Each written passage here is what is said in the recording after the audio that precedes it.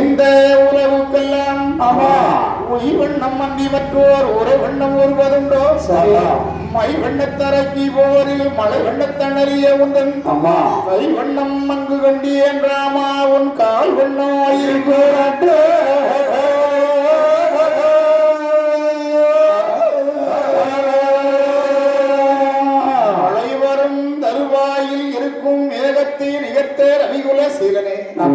இப்போது நடக்க வேண்டிய காட்சிகளை பார்க்கிற போது சரி இந்த உலகத்திலே தோன்றிய உயிர்கள் அனைவர்களுக்கு துன்பங்கள் நீங்கி இன்பம் வருவது அல்லாது சரி கஷ்டங்கள் வருவதற்கு இடமில்லைராமா அடடா அடடா அடடா ஏனென்றால் அந்த இருண்ட தாண்டக யுத்தத்திலே வெல்பிடித்த தேவா உன்னுடைய இரண்டு கரங்களின் மகிமையை அடக்கி கொள்ளுகின்ற போது பார்த்தேன் சரி ஒரு சரவேகம் ஒரு உரைவேகம் என்ன ஒரு பெருமை என்ன ஒரு பெருமை அப்படி இருக்கிற போது உன் செந்தாமரை பொற்பாதத்தை உன்னத மகிமையை இந்த கருங்கலிலே கண்டேன் ராமா.